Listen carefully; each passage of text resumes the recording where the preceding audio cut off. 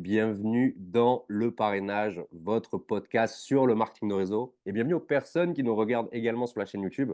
Alors aujourd'hui, je suis vraiment hyper heureux d'accueillir Nathalie. Alors, il faut quand même que je vous explique d'abord qui est Nathalie. Donc, Nathalie, en fait, c'est mon ancienne voisine, mais d'il y a longtemps, longtemps. Je pense que c'était il y a au moins minimum. Quel âge il a, Lucas, aujourd'hui? 17 ans? 17 ans, donc c'était il y a Non. minimum Ouais. 17, 18 ans, parce que Nathalie, je l'ai connue en fait, moi j'étais un adolescent quand je l'ai connue. J'ai connu sa fille, Tiziana, qui avait à peu près 2 ans à l'époque. J'ai connu ton deuxième fils, Lucas, je l'ai vu naître en fait finalement, et on se connaît Oui. depuis des années, c'est vrai en fait, tu vois. J'ai Mmh souvent mh. des flashs par rapport à ça quand je les voyais bébés, quand ils venaient un petit peu à la maison, et on a toujours été en bons termes depuis ces années. Et Nathalie, je vous en ai souvent parlé, mais c'est la personne qui m'a fait découvrir le marketing de réseau, le marketing relationnel, et c'est ma première marraine dans l'industrie. Et aujourd'hui, je voulais vraiment la faire intervenir sur le podcast parce que, comme vous le savez, pour les personnes qui me suivent, Nathalie aujourd'hui ne pratique plus cette activité, mais elle pratique une activité qui peut aider des centaines de milliers de personnes dans le domaine de l'entrepreneuriat en général ou dans le domaine de la vie perso. On va y revenir un petit peu sur ton parcours. Mais déjà, Nathalie, comment vas-tu aujourd'hui? Je vais bien, merci. Je suis super contente d'être là et de pouvoir, pouvoir un peu interagir sur ta plateforme parce que c'est vrai que, on a eu quelques tu souvent parlé sur tes posts et du coup, c'est bien que qu'on puisse mettre un visage sur, un nom. C'est vrai. C'est vrai que ces derniers moments, j'avais beaucoup parlé de toi parce que ça a été, ma première compagnie de marketing de réseau était quand même une très grosse expérience où j'ai beaucoup appris et je suis vraiment fier d'être passé par, ton enseignement, d'avoir énormément appris auprès de toi, auprès également de tes mentors qui étaient dans notre upline. C'était quand même hyper enrichissant à l'époque.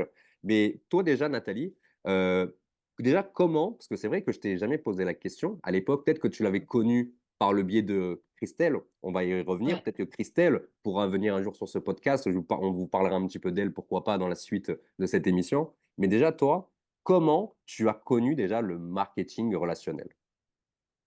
Alors moi, je l'ai connu, donc c'était en 2000, Ah oui, ouais, c'était en 2000. Alors faut savoir que donc moi aujourd'hui, donc je suis entrepreneuse et en 2000, je montais ma société d'architecture d'intérieur et vraiment en tout début d'année et bien sûr le covid est arrivé. Donc ça a un peu planté mon activité et il fallait quand même, du coup, que je puisse générer, des revenus et donc l'opportunité, en fait, de travailler dans le marketing, relationnel m'a été apportée par Christelle, justement et hem et en fait, ce qui m'a séduit, ça a été vraiment le produit. Ça a été, la plateforme, puisque c'était une plateforme de formation en ligne et donc ça traitait vraiment tous les domaines de la vie, que ce soit, domaine pro, que domaine perso et donc j'y voyais un vrai intérêt en tout cas, je trouve que c'est important pour pouvoir être performant, c'est, d'adhérer à 100 aux produits auxquels on vend, aux produits qu'on vend. Parce que clairement si on n'est pas persuadé de l'efficacité et tout ça, je pense que, c'est un peu compliqué et moi, il y avait une vraie démarche, dev perso qui me plaisait beaucoup. J'étais très consommatrice, de produits, notamment sur YouTube et tout ça et là, c'était pour moi vraiment, quelque chose qui me plaisait énormément. Au-delà de ça, au-delà de l'opportunité, enfin, au-delà du produit, il y a eu aussi l'opportunité, financière. Le plan de rémunération à l'époque, il était intéressant et il y avait aussi ce contact humain, en fait, qui était, pour moi parce que moi, c'est vraiment mon leitmotiv, hein, le fait, en fait, d'être en contact avec les gens, d'interagir, d'apprendre à les connaître et voilà, vraiment d'avoir des échanges hyper constructifs. C'est vraiment ce qui m'a amené aussi à valider le truc et à dire: «Allez, OK, j'y vais». c'est vrai qu'on avait Voilà. un service qui était pas mal à l'époque. On avait un Ouais, service qui était vraiment pas mal. Donc on était dans une ancienne compagnie qui s'appelait, Master Business, qui existe encore aujourd'hui, mais ils ont bifurqué vers d'autres, «délires» entre ouais, guillemets. Et en fait, le principe était hyper simple. Moi, c'est ce qui m'avait séduit aussi à l'époque. C'était qu'en fait, le concept, c'était que c'était tout simplement le Netflix de la formation. Donc, pour ouais. le même prix qu'un abonnement Netflix, à 2-3 € près, c'était quelque chose comme ça. Eh bien, au lieu d'avoir accès à des films, séries, et cetera, on avait accès à un panel de formations. Il y en avait pas mal, il y en avait, je me rappelle plus combien, une centaine, je crois, quand même à Il y a l'époque. une centaine, ouais, ouais. Ouais, facile, ouais, et on avait Mmh. tout, en fait. On avait sur l'immobilier, on avait sur le marketing de réseau, on avait des formations de Michel Destruel, pour les personnes qui connaissent. On avait une formation d'ailleurs, je suis vraiment en galère parce que j'essaye de recontacter l'un des anciens CEO de cette compagnie pour récupérer cette formation. C'était un Ouais, Argentin qui avait fait une formation sur le MLM. Je sais plus comment il s'appelle en plus, ce formateur, donc faudrait que je le relance, notre ami, tu vois? Et voilà, on avait un petit peu de tout et ça qui était vachement intéressant, c'est que tu pouvais te développer personnellement, tu pouvais apprendre pas mal de choses sur l'entrepreneuriat et en termes de tarifs, c'était hyper accessible. Mais et ouais, comme tu le dis, le plan de REM à l'époque, il était très intéressant, mais ce qui a fait que la compagnie, elle a un petit peu, eu du mal à se lancer, c'est qu'ils ont changé quelques fois le plan de rémunération. Moi, c'est ce qui m'a motivé à stopper cette compagnie et à partir ailleurs. Bon, il y avait d'autres choses, mais c'était important pour moi de pouvoir manger à la fin du mois, tu vois? Enfin, c'était important surtout ouais, d'atteindre cet objectif de devenir bah, c'est ça. indépendant mais toi, finalement, par rapport à moi, j'ai continué dans cette branche, dans le marketing de réseau. Donc, on est en 2020 quand je démarre avec toi. On est fin 2019, début 2020. Je me rappelle quand tu me parles de l'activité, moi, j'étais très chaud et au tout début, tu vois, je te dis: «OK, je vais démarrer», mais je me rappelle, je te donne pas de news pendant un mois ou 2. Procrastination ou ce genre de choses, je ne sais plus pourquoi. Et quand la seconde vague du Covid arrive, et ben, c'est là que je me motive. Et en fait, j'étais chez moi en arrêt, je sais plus comment on appelait ça, tu sais, en mode que finalement j'étais payé, mais j'allais pas travailler. C'était chômage Ouais, partiel, je crois. chôma chômage partiel, ouais, ouais. Ouais, c'est ça. Tu sais, c'est quand je bossais en restauration. Donc, d'un coup, on me dit: «Va à la maison, tu es chez toi, tu es payé». Écoute, j'étais content 1 heure et 1 heure après, je t'envoie un message et je t'avais dit: «C'est quoi ce truc, Master Business? C'est combien déjà l'entrée?» «OK, je démarre».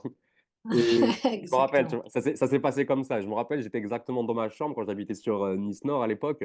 Mais toi, aujourd'hui, donc, tu fais plus du tout de marketing de réseau. Tu avais kiffé un petit peu le concept et est-ce que tu peux nous parler déjà un petit peu de l'expérience que tu as eue dans cette industrie quand tu étais distributrice?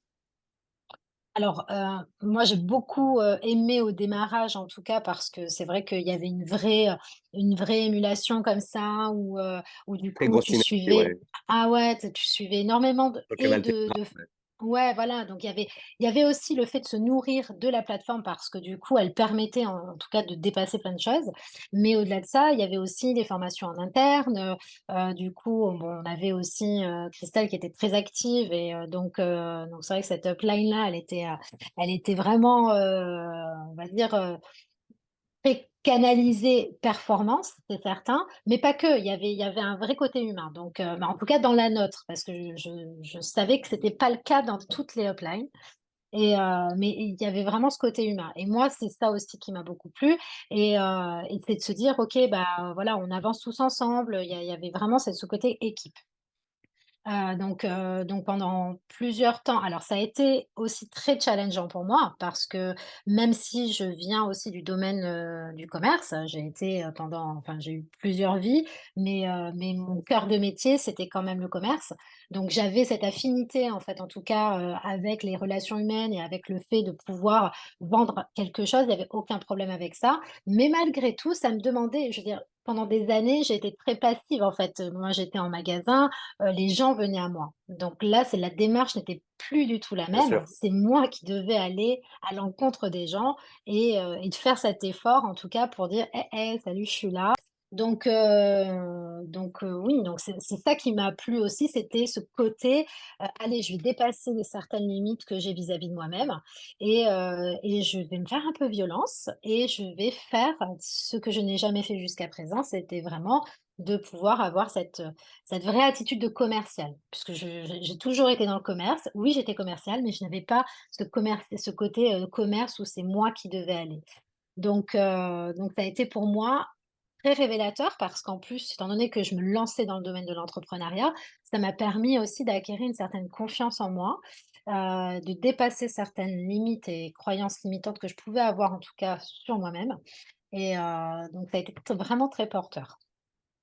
C'est sûr que quand on est habitué, entre guillemets, que les gens viennent à nous pour, eh bien, avoir des renseignements sur tel ou tel produit, c'est beaucoup plus simple finalement parce que ces personnes qui viennent naturellement à nous, eh bien, la plupart du temps, ce sont des personnes qualifiées dans le sens où, bah, la personne est intéressée par ce que tu aurais à vendre. Mais quand on fait la chose inverse, qu'on se met en mode prospection, on va un petit peu en mode où on va démarcher un peu les personnes. C'est vrai que c'est quelque chose qui est totalement différent. Moi, j'ai une peur bleue de ça au tout début. Tu vois, je me rappelle notamment au tout début quand tu faisais mes Mmh. closings ou quand Christelle, ta marraine de l'époque, qui est coach, de vie aussi également, et ben, faisait mes closings. Tu vois, à un moment donné, elle me disait souvent, «Bon, bah, un de ces 4, Romain, il faudra que tu le fasses toi, il faudra que tu présentes toi l'activité, blablabla, et cetera».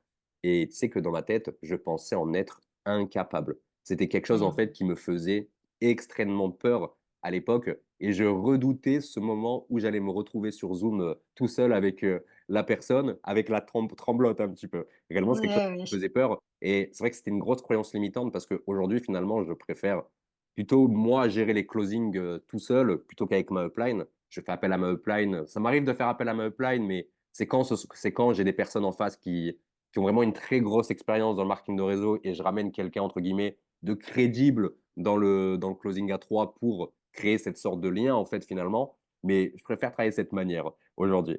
Mmh. Et toi, je Ouais, me, je complètement. me rappelle, toi, en termes de résultats, j'avais été assez choqué parce que à cette époque, je vous parle un petit peu des packs de notre ancienne compagnie. Mmh. Les packs de démarrage, le premier était à 220 euros, le second Mmh. était à peu près à 500, si je dis pas de Mmh. bêtises. On en avait un autre qui était, je crois qu'on en avait un qui était peut-être dans les 700, peut-être dans les 800. Et après, on avait 1000 balles. Et après, le dernier, Ouais, c'était 5000 euros. Le ouais, dernier pack, c'était 5000 euros. Donc, quand tu fais démarrer quelqu'un à 5000 euros, généralement, tu fais démarrer un gros entrepreneur. Et toi, tu avais fait démarrer quelqu'un à 5000 euros. Ça, je m'en rappelle. ouais. Et rappelle-toi, moi, quand je t'avais vu faire ça, ça a été un objectif pour moi. Parce que quand tu fais démarrer quelqu'un à 5000 euros, tu prenais, si je dis pas de bêtises, tu prenais 800 euros à peu près, je crois, sur la commission quand tu faisais démarrer quelqu'un sur ce pack. Bon, on va pas revenir sur les packs, cette compagnie n'existe plus aujourd'hui, mais c'était à peu près les tarots. Et en fait, on avait pas mal de joueurs de foot professionnels dans l'équipe. D'ailleurs, c'est comme ça que tu m'as appâté. Tu m'as dit, mais Romain, il faut faire cette activité. Il y a Eric Botéac dedans. Pour les personnes Mmh. qui me connaissent bien, vous savez que moi, je suis un supporter niçois à fond. D'ailleurs, demain, je pars à Nantes avec les amis pour le match de l'OGC Nice, comme d'habitude. Le Eh week oui. me sert à ça. Et Eric Botéac étant un ancien joueur de l'OGC Nice, bah, en fait, moi, j'avais pour objectif d'entrer en contact avec des joueurs professionnels de football pour leur présenter l'activité en leur disant, mais regardez, on a telle personne, on a telle personne, telle personne. Et je me rappelle toutes les personnes dans le foot qui étaient dans l'équipe. Et c'était un peu un objectif, mais spoiler alert, je n'ai jamais réussi à faire démarrer quelqu'un à 5000. Peut-être qu'aujourd'hui, ça pourrait être plus simple, tu vois. Mais comment on fait finalement pour faire démarrer à quelqu'un avec un pack aussi élevé? Est-ce que c'était quelqu'un qui connaissait déjà le business, qui avait déjà de l'expérience? Est-ce que c'était déjà un entrepreneur, un investisseur? Pour qu'on puisse un petit peu voir le sort de prospect, finalement, c'est intéressant d'en parler. Est-ce que tu pourrais revenir un petit peu là-dessus, si ça te dérange pas? Ouais, ouais, pas de souci. Alors, non, c'était pas du tout un entrepreneur. C'était quelqu'un qui avait un bon poste dans une société mais qui n'avait pas forcément l'âme d'entrepreneur. Qui avait une volonté en tout cas de vouloir, investir, dans un projet viable et qui a vu aussi l'opportunité du plan de REM parce que, ben, oui, effectivement, c'était quand même hyper alléchant à l'époque, quoi. Donc voilà le profil, mais moi, comment j'ai réussi à le signer? Je pense que j'avais une telle conviction sur ce que j'apportais, sur les bénéfices que pouvait avoir la personne en passant par ça et qu'en fait, il s'est dit: «Mais OK, mais clairement, quoi». Et puis vraiment, il y avait vraiment ce truc où le produit était bon et puis, et au-delà de ça, c'était vraiment l'énergie que moi j'ai pu mettre dans le closing et dans la perspective que je lui apportais sur ce qu'il allait avoir. Et c'est comme ça, en fait, au début, il m'a pas dit oui tout de suite, hein. Heu, il y a quand même son petit cerveau reptilien qui, à un moment donné, avait pris le dessus. Je suis revenue à la charge, j'ai pas lâché, parce qu'il y a ça aussi, hein, Tu c'est as fait que du follow-up, tu as fait du suivi, oui. ah complètement et donc parce que je sentais qu'il y avait du potentiel, je sentais qu'il avait, en tout cas, une certaine envie, mais qu'il avait encore du mal à le matérialiser et puis, bah, jusqu'au jour où en fait, à force, ça a pas mis non plus, 3 mois, hein. Je pense que en l'espace de 10 15 jours, voilà, il avait pris sa décision et donc voilà et donc ah bah, c'est comme ça qu'il a signé. Après bon, bah, la suite, c'était encore autre chose, mais c'est vraiment, je pense, l'énergie que j'ai pu mettre dedans et ma force de conviction qui ont fait qu'il s'est dit: «Ah ouais, carrément, mais moi aussi je veux ça, en fait». Voilà. Clairement. Ça me parle beaucoup ce que tu dis. J'ai fait récemment une interview de Stéphanie Terronès, qui est une, leaduse de la compagnie, Shogun, mais une très grande leaduse qui a des résultats de fou malade, en fait, tu vois? Et elle nous l'avait révélé dans cette interview. D'ailleurs, je t'invite à la regarder ou l'écouter si tu n'as pas encore fait. Ce Ouais. qui s'est passé, c'est qu'en fait, tu vois, elle expliquait qu'elle, quand elle fait un closing, elle y va en mode: «J'ai quelque chose d'exceptionnel dont je crois, qui m'apporte du résultat et il faut absolument que je t'en parle».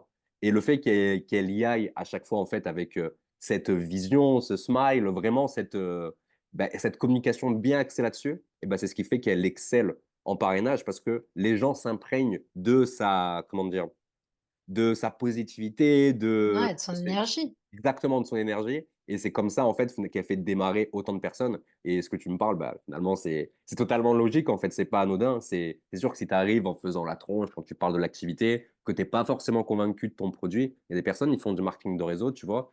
Tu vois, dans le domaine du voyage, par exemple, j'ai une bêtise, mais qui sont pas fans de voyage, en fait, tu vois? Qui font ça que Mmh. pour l'argent, et bah, à partir de là, quand tu n'arrives pas à montrer que ces bénéfices pour toi, c'est quelque chose de fou, et ben finalement, ça peut être assez compliqué à retranscrire, et ce qui est totalement normal. C'est comme si tu parlais, c'est comme si tu conseillais à quelqu'un d'aller voir un film alors que tu ne l'as jamais vu, que tu n'as pas vu la bande-annonce, que tu connais pas les acteurs dedans. Ça serait, ben, tu vois, c'est un petit peu bizarre en fait comme manière de voir les choses.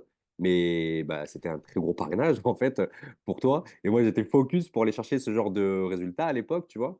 Et qu'est-ce qui a fait que, eh bien, finalement, malgré ces petits résultats qui commencent à arriver, tu passes la qualification Saphir à l'époque. Je crois Mmh. que tu t'es arrêté à la qualification Saphir. Ouais. Qu'est-ce qui fait que du coup, eh bien, tu changes entre guillemets de registre pour passer dans un autre modèle dans l'entrepreneuriat? Alors, 1re chose, bah, fallait pas oublier que j'avais monté un premier business déjà avant même de commencer le MLM et que, ça a été quand même pour moi, ma décision de quitter le salariat pour monter cette société d'architecture d'intérieur, donc ça me tenait à cœur.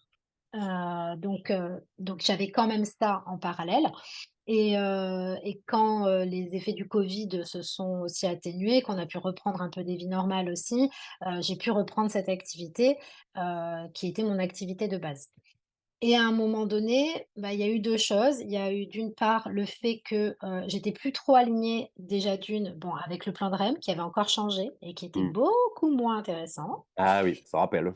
Voilà et la deuxième chose en interne à cette société-là, c'était vraiment cette énergie qui avait complètement changé et où on était très, très focus sur les résultats. On en oubliait en fait le bénéfice client et donc voilà, c'était très agressif et ça me convenait plus en fait. Moi, je cherchais aussi la relation humaine.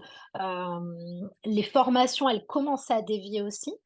Je crois qu'ils sont partis clairement, dans toute la partie vraiment très, très business, et donc j'étais plus en accord vraiment avec le produit et à Tu plus partir aligné, de ce tu moment-là plus aligné ah mais tout simplement, complètement ouais. et à partir du moment où j'étais plus OK avec ça, bah, en fait, tu plus l'envie de promouvoir le produit parce que, bah, clairement tu le consommes même plus et donc ça a été aussi une prise de décision par rapport à ça.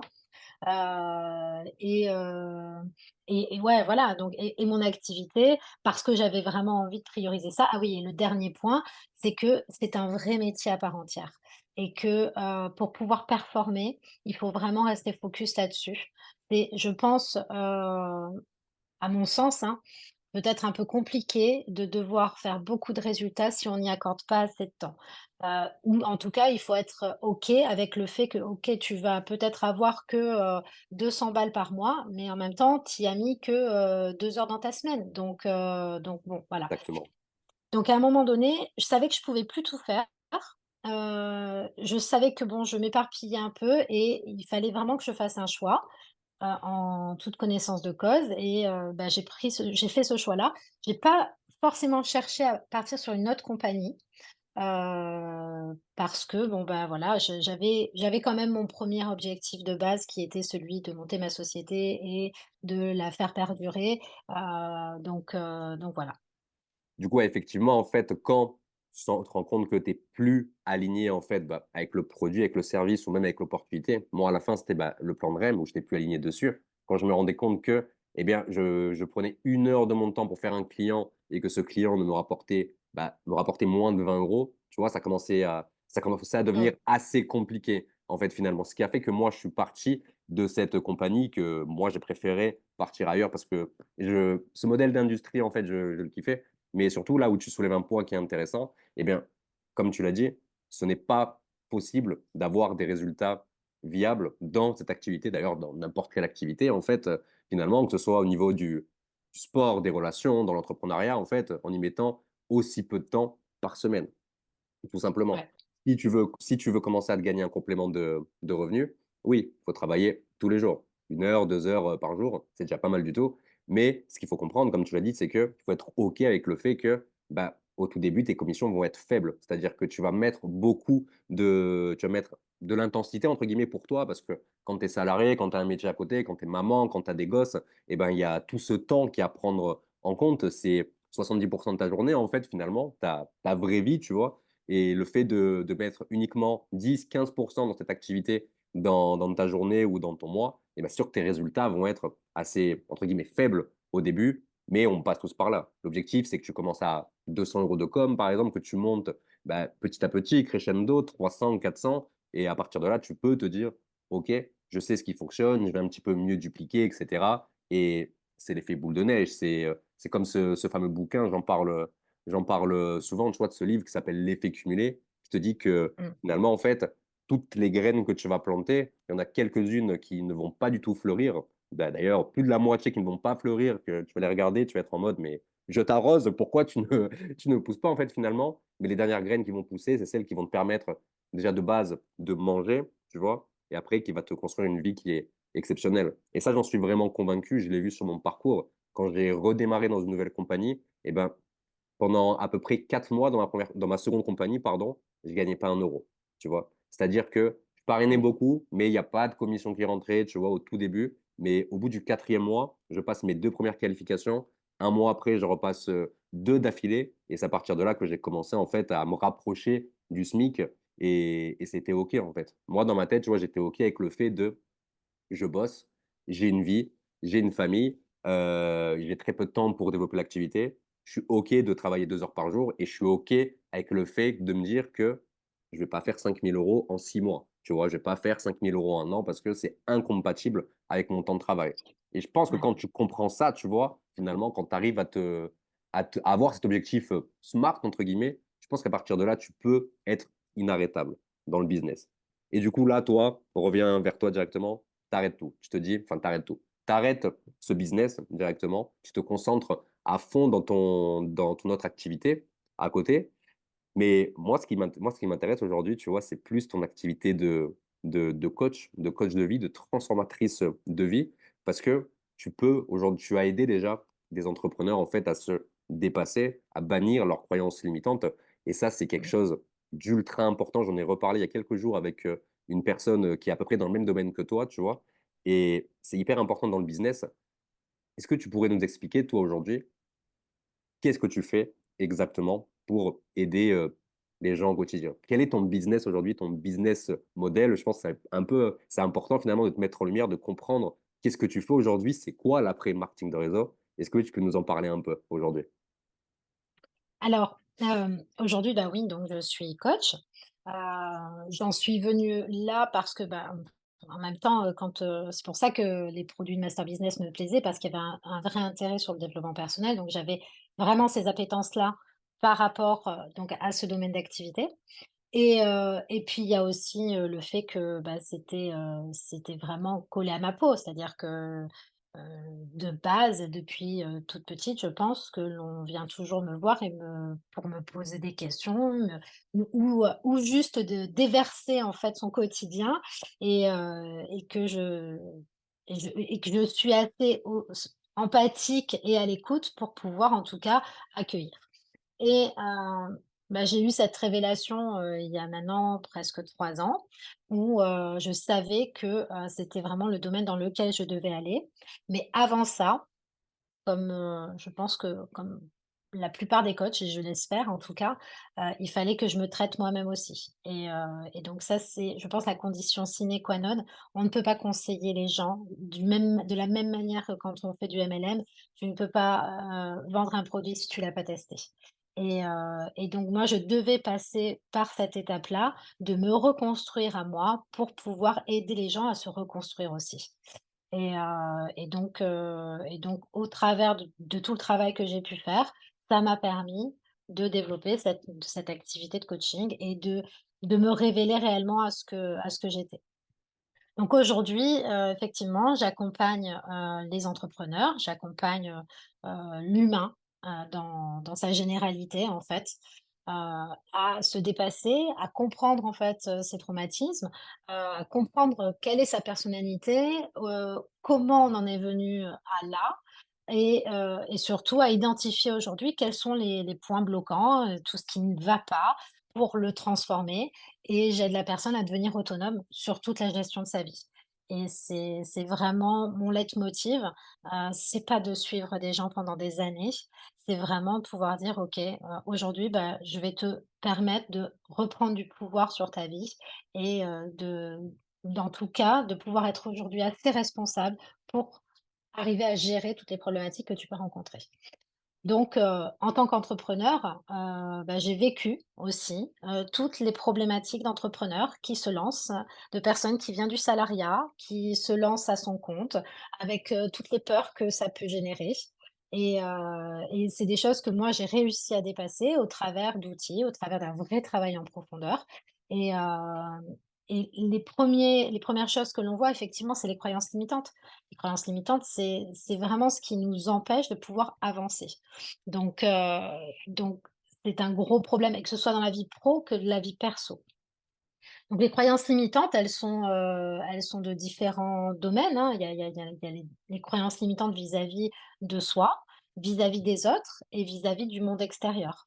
Donc moi, j'utilise un outil en fait en coaching qui est assez révélateur parce que en fait, il faut savoir que la croyance limitante, finalement, ce n'est qu'une interprétation que l'on peut faire d'un fait et que l'on va en tout cas transformer en vraie croyance. C'est-à-dire que, c'est souvent en écho à une blessure qu'on a pu avoir et très souvent dans l'enfance et cette blessure-là, elle va en fait générer chez nous, un sentiment et qui va créer une émotion et pour plus avoir à ressentir ça, on va créer derrière des mécanismes pour pouvoir s'en échapper et ces mécanismes, c'est notamment les croyances limitantes qu'on peut avoir vis-à-vis de soi.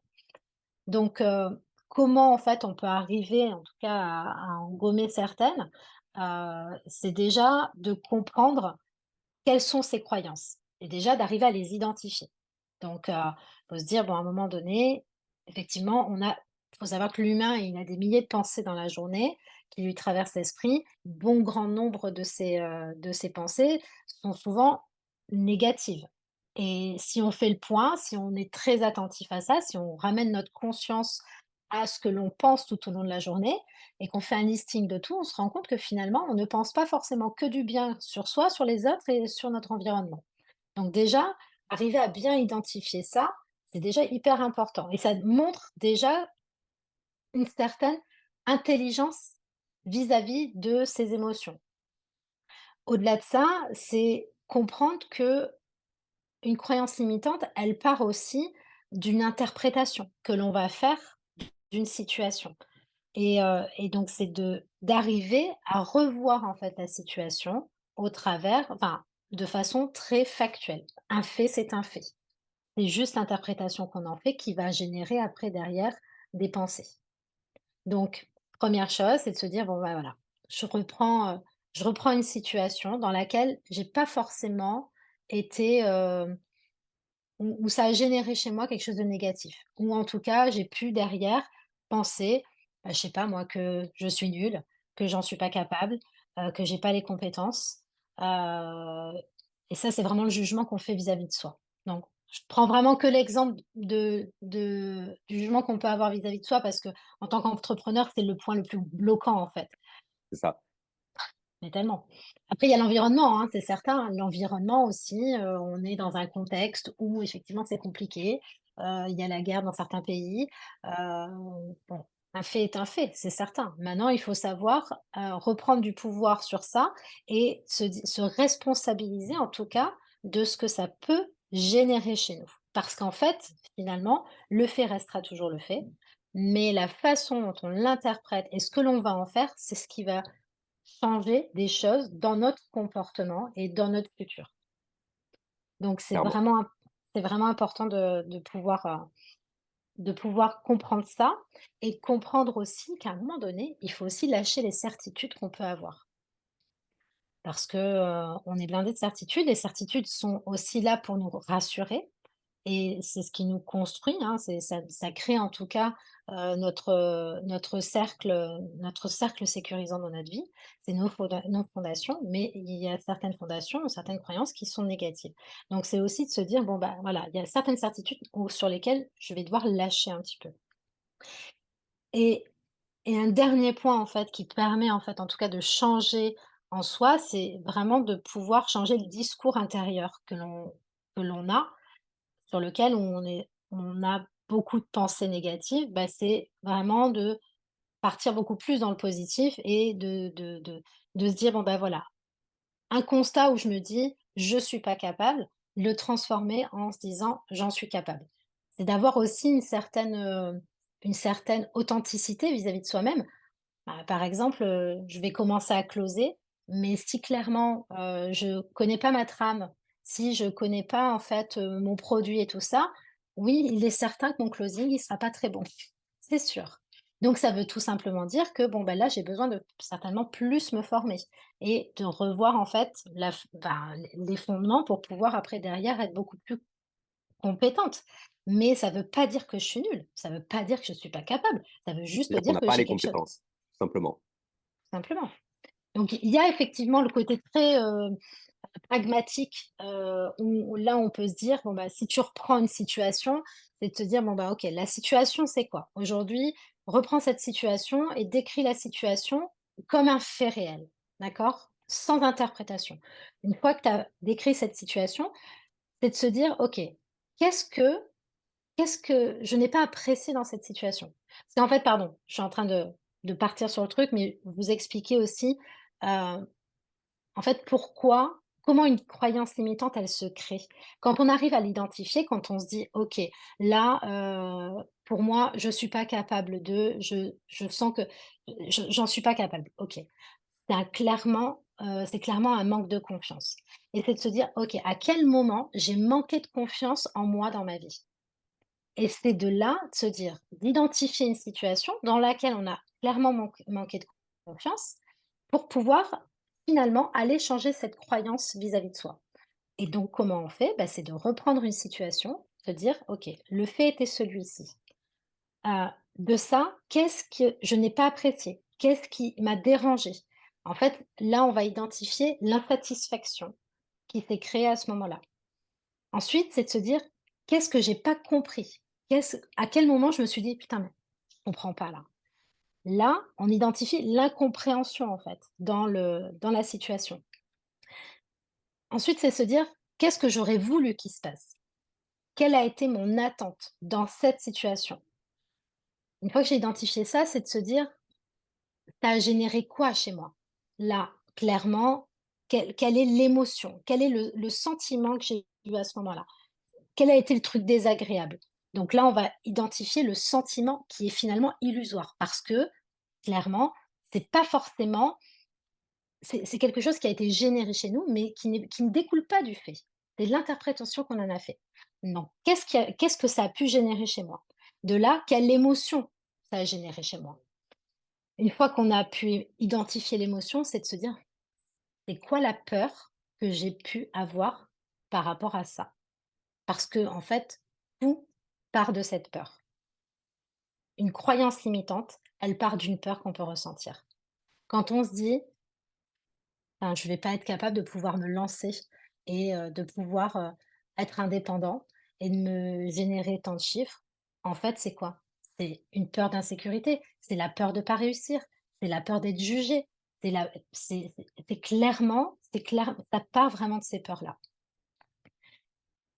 Et une fois qu'on a identifié vraiment sa peur, c'est de se dire: «Qu'est-ce que j'aurais aimé avoir comme preuve pour me rendre compte que finalement, bah, non, à ce moment-là, j'étais pas forcément en manque de confiance, j'étais pas, incapable», et c'est vraiment de pouvoir se dire: «Bon voilà, c'était quoi mon attente à ce moment-là? Qu'est-ce que j'aurais aimé avoir?» C'est la base du traumatisme, en fait. C'est l'attente qu'on a eue, qu'on n'a pas eue. C'est ce manque, c'est cette frustration, en fait. Et au travers de ça, on arrive à voir quelle a été la limite à ce moment-là. Qu'est-ce que j'ai pas réussi à faire? Et parce qu'en fait, la croyance que l'on va avoir vis-à-vis de soi-même, elle part vraiment de la limite que l'on se met. Qu'est-ce que je n'ai pas réussi à faire que j'aurais dû faire? Et c'est comme ça qu'on transforme. Et c'est à ce moment-là où on se dit: «OK, en fait, je sais aujourd'hui que ma croyance limitante part d'une frustration, part d'un manque, part d'une peur, et c'est à moi maintenant de revenir là-dessus et d'agir différemment». Il y a que comme ça, et en ayant une réelle empathie pour soi, parce que l'empathie, c'est aussi la base de la compréhension et de soi et des autres. Donc avoir de l'empathie pour soi et de se dire: «Bon, bah, oui, OK, c'est pas grave».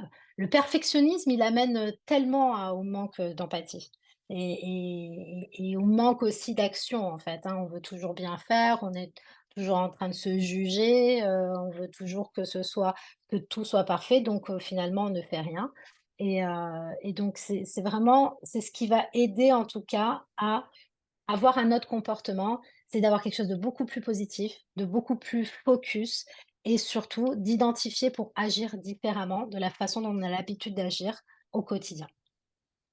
Waouh, bon, j'espère que vous avez pris des notes parce qu'il y a vraiment des choses hyper Ouais. intéressantes et d'ailleurs, même pour les personnes qui souhaiteraient aller plus loin, n'hésitez pas, allez dès maintenant sur le compte Instagram de Nathalie. Donc c'est Nathalie-8 Raspo. Vous avez également le lien dans la description et allez lui poser des questions. Si aujourd'hui vous êtes bloqué dans le fait que vous avez du mal à prospecter, comme Nathalie. Nathalie l'a vécu, ça, finalement. Elle était habituée à ce que les gens viennent vers elle et elle a dû sortir un petit peu de sa zone pour aller elle-même vers les gens, pour «démarcher» entre guillemets et la tâche est assez ardue au départ, donc je vous invite vraiment, en fait, à lui poser des questions, à aller directement sur son compte Instagram et demandez-lui comment elle a surpassé ça. Elle pourrait peut-être vous donner, tu vois, quelques tips, des petits vocaux comme ça, quelques outils en plus qu'elle utilise au quotidien pour accompagner ses clientes. N'hésitez pas, elle pourrait vous faire ça gratuit si vous venez directement sur, de la part de ce podcast, elle pourrait directement vous apporter quelques petits bonus,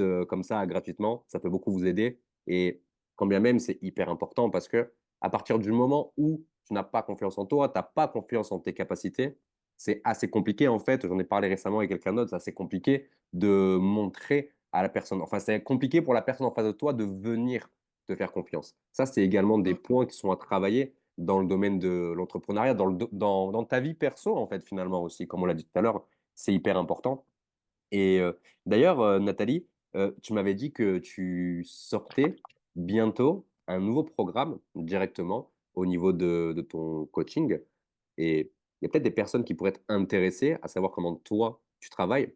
Combien même, vous pensez que vous n'avez pas de problème de confiance en soi, juste aller voir son profil.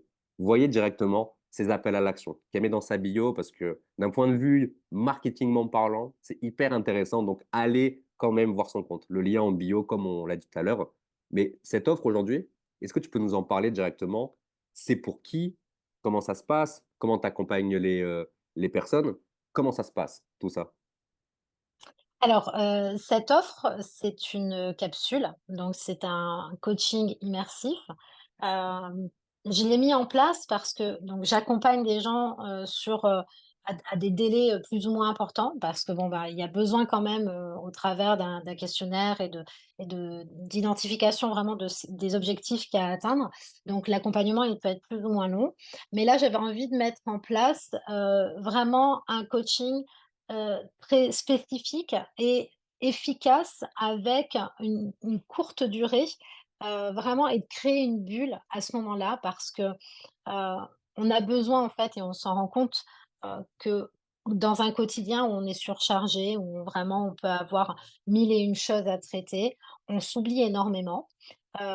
Mais par contre, on se rend compte qu'il y a un vrai mal-être, hein, que, il y a une vraie carence à un moment donné dans sa vie, qu'il y a plein de domaines sur lesquels, hein, ça on peut être totalement déséquilibré. Problème dans sa vie de couple, problème dans sa vie de famille, problème dans sa vie professionnelle et parfois, bah, ça peut être dans tout. Donc ça montre qu'il y a un vrai problème, à traiter, mais on s'accorde pas toujours le temps et il y a des personnes qui, n'ont pas toujours la volonté et n'ont pas toujours la vision aussi parce que ça fait peur aussi de pouvoir se dire: Je rentre dans une thérapie qui peut être longue». Bah, là, en fait, j'amène une petite bouffée d'oxygène. Donc c'est un coaching qui se passe sur une journée complète, donc dans un lieu un peu privilégié. Ça, c'est pour le contexte et donc l'objectif, c'est d'aller, en fait, identifier tous les traumatismes que l'on peut avoir et de cartographier la personnalité, sa propre personnalité et de se dire: «OK, aujourd'hui, j'ai, un pack qui m'a été livré de naissance avec, mes mon potentiel, avec tout le bon que je peux avoir, mais j'ai également eu des carences et des problématiques qui m'ont été bah, transmise par mes parents, par mes référents, par mon environnement et de là, bah, il en découle en fait tous les mécanismes que l'on met en place pour pas avoir à souffrir et aujourd'hui, c'est ça qui nous pourrit la vie. Donc mon objectif, c'est vraiment pouvoir aider les personnes à déjà amorcer un vrai changement en comprenant la personnalité, en comprenant ce qui ne convient pas dans la vie, en comprenant les points bloquants et de pouvoir mettre en place des actions concrètes pour pouvoir changer. Et ça de façon très condensée. Donc c'est intensif, c'est sûr. C'est sur une journée, donc c'est de 8 heures à 19 heures. Donc il y a vraiment quelque chose de très complet. Mais c'est transformateur parce qu'il y a une vraie vidange. J'amène vraiment à la personne à vidanger. C'est vraiment dédié aux personnes qui ont vraiment ce poids sur les épaules et qui, à un moment donné, en fait, dans leur vie, ont besoin de décharger ça auprès, en tout cas, dans un environnement safe parce que, bah, aujourd'hui, ça reste un peu compliqué, parfois, pour certains, de pouvoir amorcer des conversations et tout ça et de se lâcher réellement. Moi, j'amène à ça. J'amène à avoir cette vidange de tout et de pouvoir dire: «OK, je sors de cette journée, équipée de plein de choses pour pouvoir commencer à changer des choses très impactantes dans ma vie au quotidien». Voilà, donc c'est la capsule émergence. Super. Bah, pour les personnes qui seraient intéressées finalement, bah, en savoir plus sur, toute cette capsule, sur tout l'écosystème que tu as mis en place, hyper intéressant. Comme je vous l'ai dit, vous allez directement sur son compte Instagram, vous avez le lien en bio, vous lui envoyez un petit message, vous dites que voilà, vous avez découvert Nathalie sur le podcast, sur, la vidéo YouTube, vous venez de la part de Romain. Ce sera un plaisir finalement d'échanger avec vous, de pourquoi pas vous Complètement. faire un petit audit comme on l'a dit tout à l'heure, un petit audit où elle pourrait voir où est-ce que vous en êtes finalement pour vous aider aller trouver, eh bien, le bon chemin. Parce que des fois, en fait, tu vois, on pense qu'on est bloqué sur quelque chose et on pense que c'est à cause de ça. Par exemple, tu vois, c'est je n'y arriverai pas parce que j'ai peur de prospecter, par exemple, alors qu'en fait, cette peur, elle est peut-être ailleurs. Et ça, Nathalie, elle a Complètement. vraiment le don. Elle a été à la très, très bonne école. Ça, je peux vous l'assurer. Elle a vraiment le don pour mettre le doigt là-dessus, pour aller découvrir, en fait, eh ben, ce qui vous bloque, ce qui vous empêche d'avancer. Donc, je vous le redis, vraiment. Moi, j'ai travaillé avec Nathalie. Ça fait des années que je la connais. Et je peux vous assurer qu'elle fait un travail remarquable. Donc, allez la contacter. Cliquez dans le tout premier lien en description. Vous n'allez pas être déçus. En tout cas, Nat, on a été Merci. vraiment hyper ravis de pouvoir échanger avec toi aujourd'hui. Je pense qu'avec le petit tips que tu as donné à un moment donné, tu as dû réveiller un petit peu le cerveau de certaines personnes. Je pense qu'il y en a qui ont écrit des dizaines de notes. Réécoutez le podcast au cas où, s'il vous manque des choses, ou envoyez un message à Nathalie. Mais merci infiniment pour tout ça. Et pour le mot de la fin, tu vois, qu'est-ce que tu pourrais dire à quelqu'un, tu vois, un entrepreneur ou du moins un futur entrepreneur qui se lance dans le marketing de réseau? Quelle serait, toi, en fait, eh bien, la première chose que tu diras à cette personne pour, bah, pourquoi pas, être focus pour démarrer de la meilleure des manières, finalement? Pour démarrer de la meilleure des manières, je dirais que, faites-vous confiance et ne vous mettez pas de limites. Tout est possible, tout est possible et voilà. C'est vraiment, je pense, heu, qui va être le moteur dans tout ce que vous allez faire. Dites-vous bien que toutes les limites que vous pouvez avoir, tout ça, c'est l'illusion et qu'en fait, vous êtes capable de vraiment tout déchirer. Clairement, tout est ici, réellement. Tout est ici. Tout est C'est ici. affolant, hein? Ah mais complètement et puis à partir du moment où tu comprends ton mécanisme et bah, en fait, tu deviens tellement responsable de ta vie et c'est vraiment ça. Tu deviens, cette personne qui n'a plus besoin qu'on vienne la rassurer, qui a plus besoin en fait, tu deviens totalement pas électron libre, parce qu'on a toujours besoin des autres. Mais par contre, tu sais que tu peux te gérer de A à Z et tu sais que tu n'as pas de limite et que tu peux vraiment tout dépasser.